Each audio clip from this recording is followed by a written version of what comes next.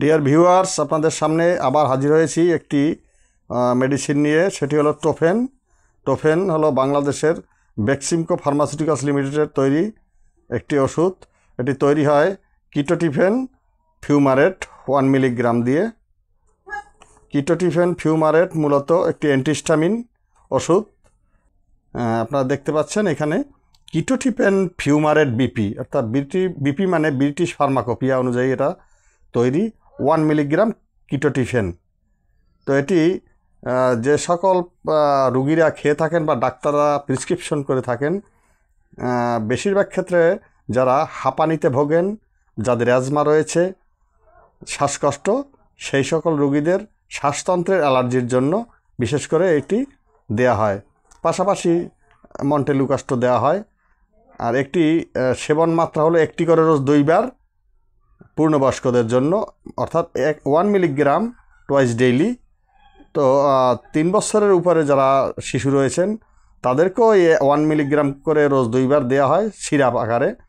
যারা ট্যাবলেট সেবন করতে পারে না তাদের জন্য সিরাপ।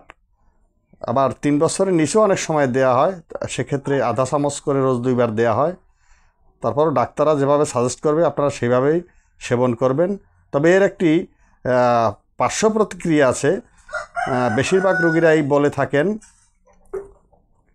যে এটি তন্দ্রাচ্ছন্ন ভাব হয়, ঝিমুনি ভাব হয়, ঘুম ঘুম ভাব হয়। সত্যিই তাই।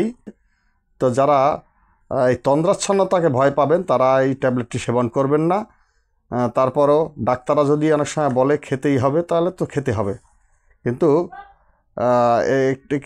একটি করে রোজ 2 বার খেলে তন্দ্রাচ্ছন্নতা আসে বেশিরভাগ পেশেন্টের ক্ষেত্রেই। তো আপনারা এটি বুঝে শুনে সেবন করবেন। ডায়াবেটিস রোগীদের ক্ষেত্রে যারা ডায়াবেটিসের ওষুধ সেবন করে তাদের সেই ডায়াবেটিসের ওষুধের সাথে যদি কিটোটিফেন সেবন করে তাহলে তাদের রক্তে প্লাটিলেট কমে যেতে পারে, এরকম একটি নির্দেশনা রয়েছে। তো আপনারা এটি বুঝে শুনে সেবন করবেন 1টি করে রোজ 2 বার। যদি হাঁপানি, অ্যাজমা, রাইনাইটিস এরকম থাকে তাহলে সেবন করতে পারবেন। প্রাথমিকভাবে এটি মোটামুটি ভালো কাজ দেবে এবং এটি 10-15 দিন অন্তত সেবন করা যায়। ডাক্তাররা এর বেশিও দিয়ে থাকেন। ধন্যবাদ সবাইকে।